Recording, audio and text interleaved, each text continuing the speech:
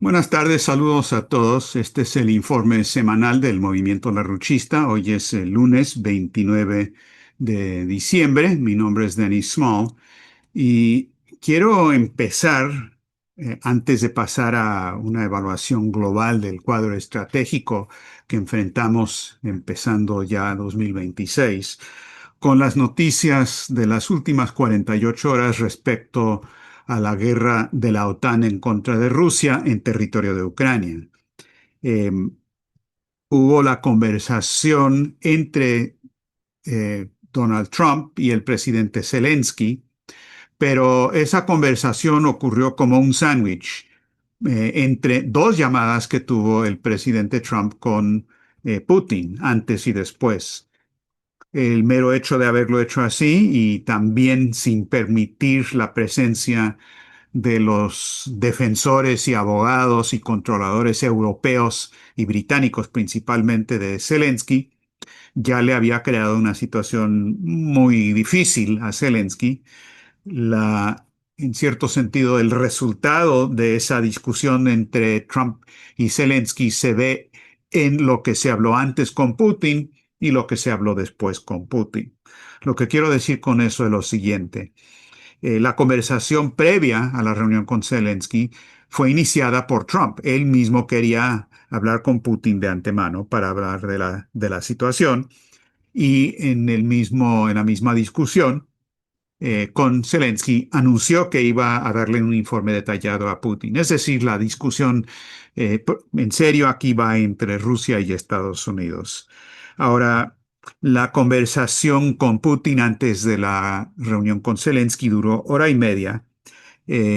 Ushakov dio un informe sobre lo que ocurrió en eso, enfatizando en particular que las dos partes, Ushakov es el asesor del Kremlin, de Putin, que las dos partes seguían basando la discusión sobre los acuerdos logrados en la reunión en Anchorage, Alaska, entre Putin y Trump el 15 de agosto pasado, que es una manera de abordar el asunto que Putin y Lavrov han respaldado constantemente, porque en esa reunión lo que se estableció es que se iba a tomar en consideración los requerimientos de seguridad de Rusia y no ver esto como una cosa solamente de seguridad de un lado, sino de que la seguridad es indivisible y que además de eso, no se podía buscar simplemente un cese al fuego en el que Ucrania se rearmaría para proseguir con la guerra, sino que más bien tenía que haber una solución a fondo de lo que había provocado la guerra. Es decir, que Ucrania no podría estar en la OTAN y las otras provocaciones. No tiene caso hacer una lista detallada de todo eso, pero el abordaje al estilo de Anchorage ha sido el norte, la orientación constante tanto de Rusia y por el momento de Trump también, pero no así con Europa y con Kiev. Ahora, quiero enfatizar esta cuestión de lo que se abordó en Anchorage y la perspectiva de Alaska, no solamente porque fue ahí donde se empezó a hablar de los acuerdos económicos posibles entre Estados Unidos y Rusia que podrían establecer las bases de más largo plazo para un acuerdo de paz entre los dos países, es decir, proyectos de desarrollo como por ejemplo el túnel por el Estrecho de Bering, sino que en esa reunión se estableció o se restableció una relación personal entre Putin y Trump, que los rusos han insistido de la cuestión clave en esto. Si hay una discusión de respeto mutuo con Estados Unidos, se pueden ir resolviendo los problemas. Y la intención de esa orientación de Anchorage es que sí hay un interés común posible entre Estados Unidos y Rusia y que la cooperación sí es posible y que no necesariamente estamos en un conflicto absoluto. Ahora, esa intención, la de Anchorage, es totalmente diferente a la intención mostrada por Kiev, mostrada por Europa, mostrada por Londres, mostrada por Marco Rubio, el secretario de Estado, y de muchos otros que han insistido que básicamente Estados Unidos está en conflicto fundamental con Rusia y que no se podía esperar cooperación sino conflicto. Entonces, no tiene caso hacer una comparación entre las dos listas de propuestas que se hacen para ver dónde convergen y dónde no. Es decir, la lista que salió de Anchorage y la lista que salió de Kiev y demás, porque son inconmensurables. Las listas proceden de dos intenciones absolutamente incompatibles. Y esa es la cuestión fundamental de lo que está ocurriendo aquí. Ahora, Zelensky, antes de llegar a Washington, se tuvo conversaciones con los europeos, se reunió con Comey, un agente de la corona británica, actual primer ministro de Canadá, Carney, perdón, no Comey. Y desde Canadá tuvo una conversación con Keir Starmer, el primer ministro del Reino Unido, que posiblemente haya sido muy decisivo en lo que ocurrió posteriormente. Y es que inmediatamente terminadas las discusiones entre Zelensky y Trump, Kiev lanzó un ataque con drones, 91 drones, pero no como los ataques anteriores, todos estos dirigidos hacia la residencia personal de Putin en la región de Novgorod. Ahora, este fue uno de los temas que comentaron posteriormente Trump y Putin después de la reunión, y sobre esto nos acaba de llegar el mensaje o la conferencia de prensa que dio Ushakov, el asesor del Kremlin, informando sobre esta segunda reunión que ocurrió. Y Ushakov dijo lo siguiente, esto fue hoy mismo, el 29 de diciembre, dijo que quería recordar que en el curso de este año, eh, Putin ha tenido 17 contactos con representantes de Estados Unidos, incluyendo una reunión personal con Donald Trump. Dijo Ushakov, ¿qué significa esto? Bueno, ustedes lleguen a sus propias conclusiones. Ahora, sobre la llamada, estuvieron presentes Trump y sus principales asesores, no los nombró, pero podemos asumir que estamos hablando de Witkoff y Kushner mínimamente, y le dieron un informe detallado a Putin sobre el resultado de la discusión eh, con Zelensky. Y dijo Ushakov que Estados Unidos afirmó de manera muy fuerte que habían promovido la idea de que Kiev tiene que dejar de promover la idea de un cese al fuego en vez de una solución final, ya que un cese al fuego temporal simplemente es una manera de encubrir su propio, que se estén rearmando en ese periodo. Es una declaración muy fuerte. Luego pasó a decir Ushakov que, por supuesto, Putin le dio un informe a Donald Trump de que prácticamente inmediatamente después de las discusiones que había tenido con Zelensky, y lo que había dicho era una reunión positiva y exitosa en Mar-a-Lago, el régimen de Kiev lanzó un ataque terrorista, incluyendo estos 91 ataques por drones, en contra de la residencia del presidente de Rusia. Y el presidente de Rusia le informó a Trump que, por supuesto, estas acciones terroristas van a recibir una respuesta, no pueden dejar de recibir una respuesta y va a ser una respuesta bastante en serio. Ushakov dijo que el presidente de Estados Unidos estaba choqueado por esta información y dijo que estaba indignado por lo que había hecho Zelensky, que no se podía ni imaginar acciones tan irracionales. Y dijo Donald Trump, esto según Ushakov, que qué bueno que Estados Unidos afortunadamente nunca le entregó los Tomahawks a Kiev. Ushakov terminó diciendo que Putin le aseguró a Trump que iban a seguir las negociaciones y las discusiones con Estados Unidos, no obstante las acciones de Kiev, y que iban a recibir una respuesta. Ahora, Kiev lo que dijo inmediatamente después de todo esto es que no era cierto, ellos no lo habían hecho, que esto fue una provocación rusa, supuestamente atacándose a sí mismos para luego echarle la culpa a Kiev. Ahora, nuestra evaluación en este momento, en espera de más información y noticias, es que esto fue una acción realmente desesperada por parte de Kiev y de sus controladores en Londres y en Europa para tratar de descarrilar la dirección en la que está moviendo la discusión sobre lo de Ucrania entre Estados Unidos y Rusia.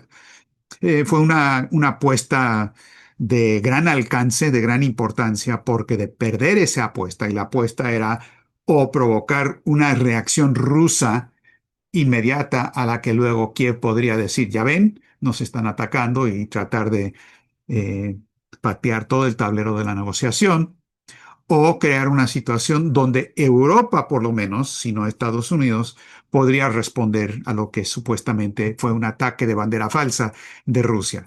Una apuesta grande con muchos peligros para Londres porque ¿qué tal si le sale el tiro por la culata con Trump? Cosa que parece haber ocurrido, porque si es cierto que Trump está indignado, que le pareció de lo más irracional e inaceptable, bueno, ya estamos en otro tipo de situación y siguen adelante las discusiones entre Putin y Trump bajo la orientación de Anchorage, la otra agenda de discusión totalmente diferente a la de Londres. Y esto tiene implicaciones internacionales verdaderamente enormes.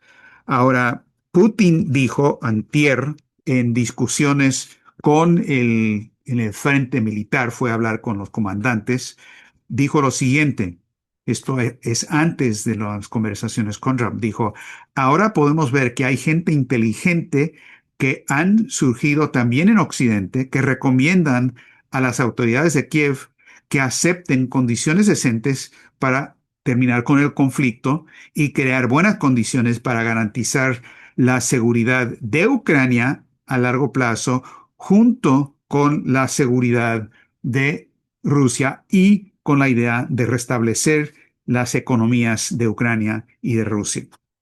Ahora, esta referencia a gente inteligente en Estados Unidos es bastante significativo. Antes de la reunión de Zelensky con Trump, el vicecanciller ruso Ryabkov había repetido la orientación general de Rusia sobre todo esto, pero vale la pena repetirlo para que no quede ninguna duda al respecto. En una entrevista con el programa ruso de televisión que se llama 60 Minutos, el 26 de diciembre, Ryabkov dijo, bueno, tenemos entendido que hay algún tipo de plan de 20 puntos que Kiev está proponiendo. Sabemos que este plan es radicalmente diferente. Yo diría inconmensurable. Él dice radicalmente diferente, si es que se le puede llamar plan, de los 27 puntos en los que hemos estado trabajando en contactos con la parte estadounidense en las últimas semanas desde principios de diciembre. Y siguió Ryabkov, los estadounidenses han acordado que debemos adherirnos al marco establecido en Anchorage y complementarlo con detalles específicos. La voluntad política de permanecer dentro del marco establecido en Anchorage no es solo fundamental para nosotros, es imperativa. No podemos apartarnos de ese marco. De lo contrario, no solo no habrá un acuerdo estable, sino que será simplemente imposible llegar a ningún acuerdo. Y, si es que acaso quedaba alguna duda, Ryabkov mencionó que si se trata de derrotar a Rusia en el campo de batalla, no lo van a lograr. Y la idea que promueven algunos es de intentar derrotar a una potencia nuclear. Eso es imposible por definición. Es evidente que ese camino no lleva a ningún lado, sino a la catástrofe. Ahora, yo creo que eso establece el marco para lo que quiero presentarles como una evaluación de todo el cuadro estratégico en este momento entrando al 2026. Porque si bien es cierto que yo diría, por lo menos a corto plazo, hemos evitado lo peor en esta relación Estados Unidos-Rusia y es más, está avanzando tentativamente por buen camino. Se ha logrado lo que podríamos llamar la supervivencia momentánea, pero lo que queda todavía en discusión y en duda es la supervivencia duradera de la especie humana. Y esta referencia a la supervivencia momentánea versus la duradera es una referencia a uno de los escritos de Lyndon LaRouche que se llama En defensa del sentido común, donde lo escribió en la cárcel, eh, donde hace esta referencia y evalúa la diferencia entre resolver un problema para apagar un incendio, por así decirlo. Habla de una persona que se hunde el barco en el que va y nada, llega a la playa y sobrevive, pero eso es momentáneo nada más. La cuestión de si va a poder sobrevivir o no y si la sociedad va a sobrevivir o no depende de lo que LaRouche presenta ahí en ese libro como la métrica de la densidad relativa potencial de población, que es la capacidad general económica, físico-económica y cultural de establecer un sistema que pueda no solamente sobrevivir, sino progresar, avanzar a nivel planetario, a nivel del mundo. Y eso es lo que está en cuestión aquí, porque si bien es cierto que podemos sentir un poco de optimismo con los resultados tentativos de las discusiones en Mar-a-Lago, lo que estamos enfrentando en el 2026 es un peligro de extinción tan grande como lo ha sido a lo largo de todo este año. Y me refiero a lo siguiente. Para febrero de este año, que viene, en febrero del 2026, vence el último acuerdo de control de armas entre Estados Unidos y Rusia, o Estados Unidos y la Unión Soviética anteriormente, el nuevo START. Eso se acaba en febrero. Putin le ha propuesto a Estados Unidos que por lo menos simplemente extendamos eso por un año. Nosotros estamos dispuestos a hacerlo con tal y que lo hagan ustedes. Eso nos da tiempo por lo menos para negociar una solución a la crisis, tener una discusión más a fondo. Hasta el momento Trump no ha dicho nada. Mutis es algo que se puede resolver con un solo discurso, pero no se ha hecho todavía. Eso va a ocurrir en febrero. Eso es extremadamente grave porque ya quita el último control. Junto con eso, viene en algún momento del 2026, no se ha precisado la fecha exacta, pero probablemente a mediados de año, es la fecha en que Estados Unidos oficialmente está comprometido a volver a colocar en Europa y en Alemania en particular misiles de mediano alcance que pueden ser misiles que tienen armas convencionales, como pueden también ser misiles con armas nucleares. Ahora se está hablando de colocar el Typhoon ahí. Esta arma tiene un alcance de 2.000 kilómetros, es decir, fácilmente llega a Rusia. Y el problema que tenemos aquí es que bajo estas circunstancias, estas armas podrían llegar en minutos, menos de 10 minutos a Moscú y crea una situación totalmente diferente, un cambio estratégico total. Ahora, y esto coloca al mundo al borde del precipicio de una confrontación, casi independientemente de lo que estén hablando Putin y Trump. Ahora, con esto me quiero referir a lo que fue también una discusión en el 2008 entre el presidente Putin y el entonces presidente George Bush, Bush hijo. Estos son documentos que se acaban de presentar públicamente, se desclasificaron. Son muy largos, no tengo tiempo para leerles todos, pero es extremadamente interesante la conversación que tuvieron Putin y Bush, porque claramente estaban hablando de este peligro y Bush estaba muy consciente de lo que Putin estaba diciendo desde ese momento, que es exactamente lo mismo que está diciendo Putin hoy. Y esta es la transcripción oficial del gobierno de Estados Unidos. Putin dijo lo siguiente a Bush: un misil lanzado desde un submarino en el norte de Europa tardaría solo 6 minutos en llegar a Moscú. Bush le dice, lo entiendo. Putin siguió. Y hemos establecido una serie de medidas de respuesta, pero no hay nada bueno en ello. En pocos minutos, toda nuestra capacidad de respuesta nuclear estará en el cielo. A lo que Bush respondió, lo sé, entiendo su preocupación porque se envíen mensajes equivocados. No quiero poner a alguien en situaciones de respuesta rápida en las que todo el sistema tenga que reaccionar. Eso crea la posibilidad de cometer errores. Estoy de acuerdo con usted en eso, Bush le dijo a Putin.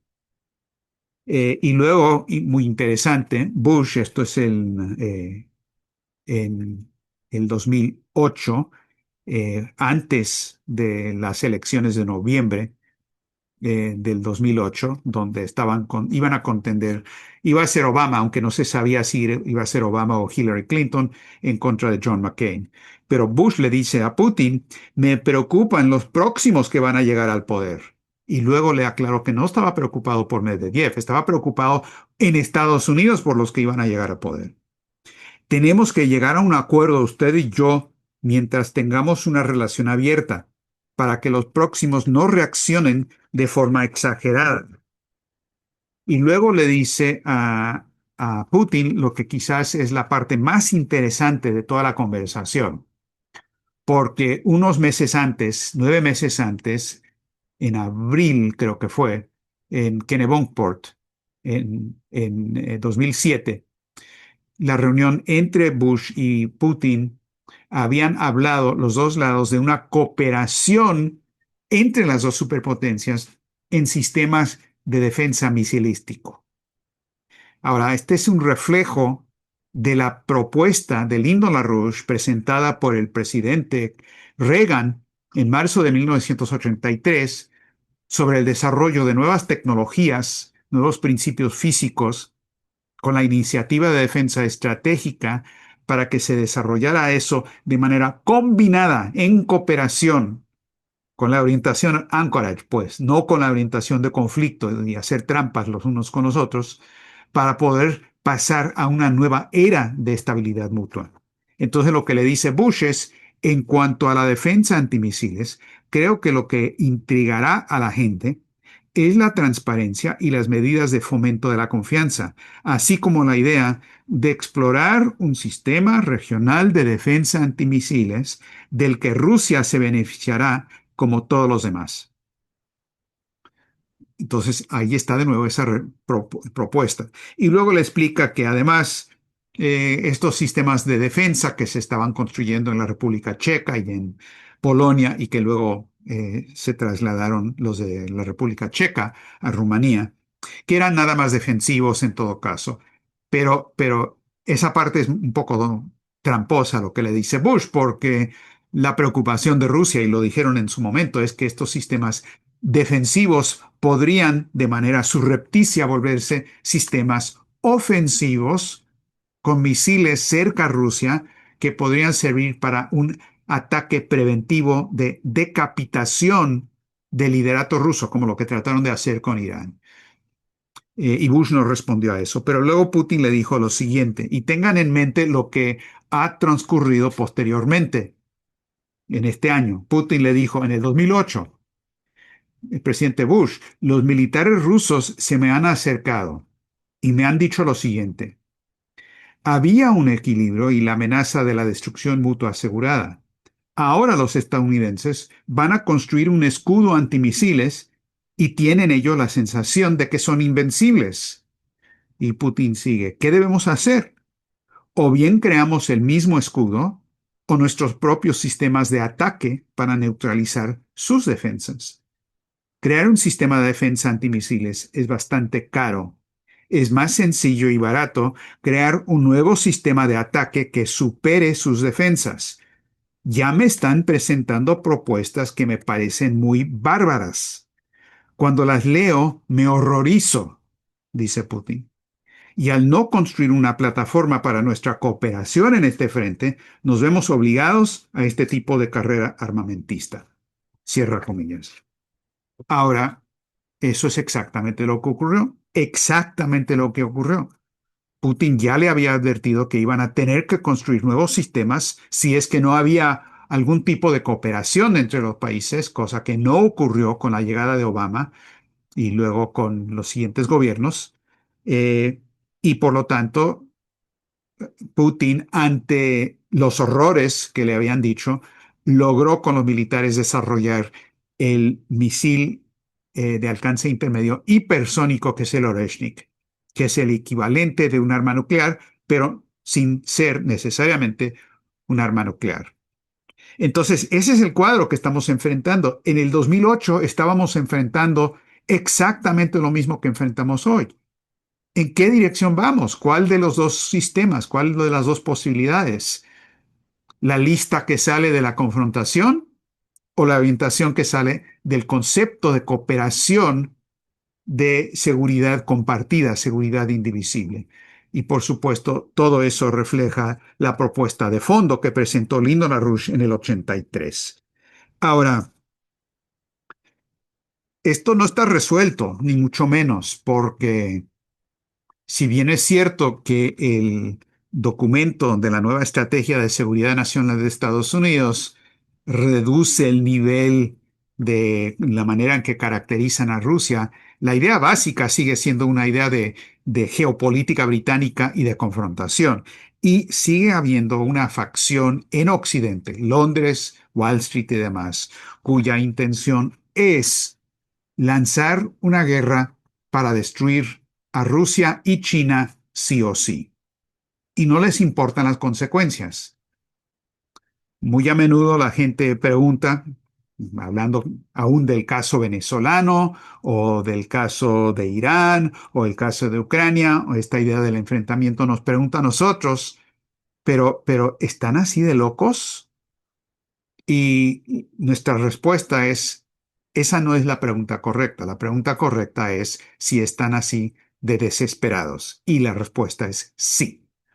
Tienen una desesperación fundamental por la crisis existencial de su sistema que los impulsa hacia esta confrontación, quieran o no. Ahora, hay un documento publicado por el Consejo de Relaciones Exteriores de Estados Unidos en su revista Foreign Affairs. Para recordarles, el Consejo de Relaciones Exteriores de Estados Unidos es la contraparte en Estados Unidos de Chatham House en Londres, centro del establishment angloamericano.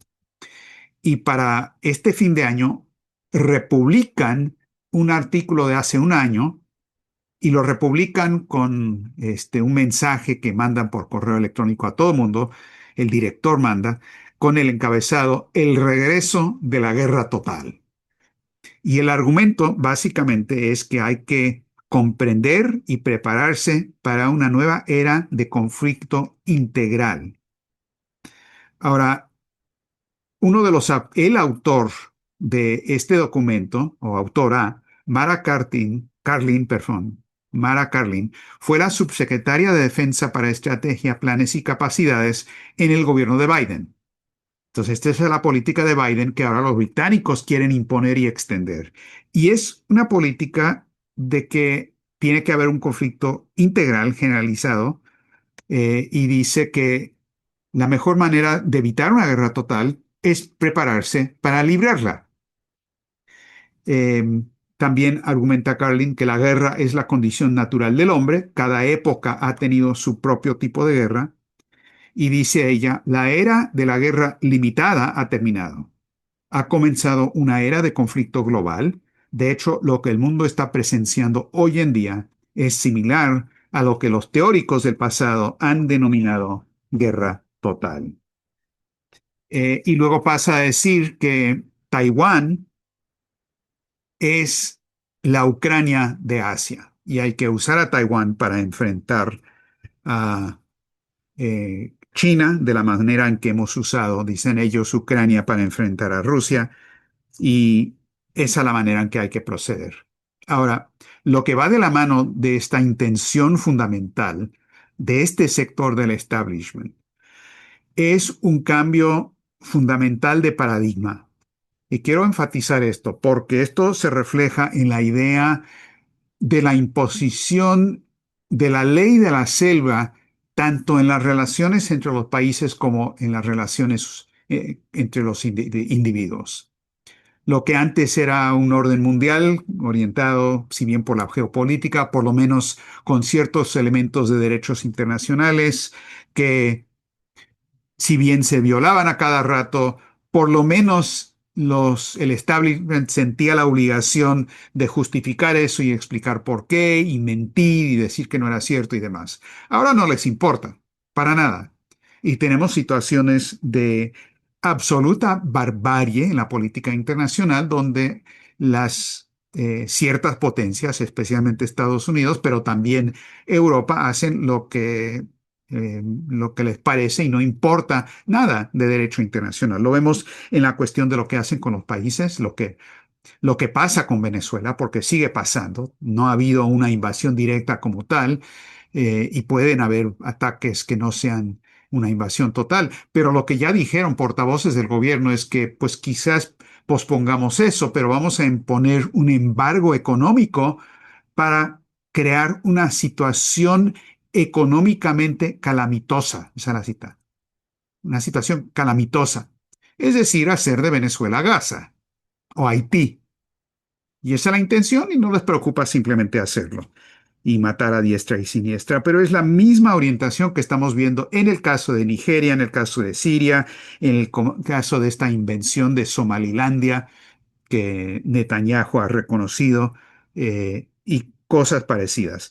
Ocurre exactamente lo mismo en las relaciones o en la parte personal, donde la represión en contra de periodistas y otros, de cualquier persona que quiera pensar de manera independiente, es algo totalmente notorio. El caso de Jacques Beau en Suiza, el suizo, pero que no puede ni regresar a Suiza porque la Unión Europea le impuso sanciones simplemente porque citó una autoridad ucraniana de que se había lanzado la guerra para que Ucrania pudiera entrar a la OTAN, o lo que está pasando en otros lugares como el vil ataque en contra del Club de Periodistas en México y otros casos parecidos, es un reflejo de este mismo paradigma del abandono total de cualquier pretensión de tener una civilización y más bien caer en el mundo de Hobbes, el mundo de la ley de la selva, el mundo de que el derecho no existe y que solamente existe la ley del más fuerte. Afortunadamente tenemos una situación donde eso no es lo único que está pasando en el mundo. Los chinos están avanzando eh, con una rapidez extraordinaria en el desarrollo económico. Una indicación nada más es que acaban de tener un experimento exitoso donde han logrado la aceleración de un tren con levitación magnética de 0 a 700 kilómetros por hora en 2 segundos. 2 segundos, de 0 a 700 kilómetros por hora. O sea, piensen, uno, dos, y ya. Ahora, obviamente esa es una aceleración que un ser humano no puede resistir, pero bien puede funcionar para varios tipos de transporte, pero también el principio físico involucrado es de extrema importancia.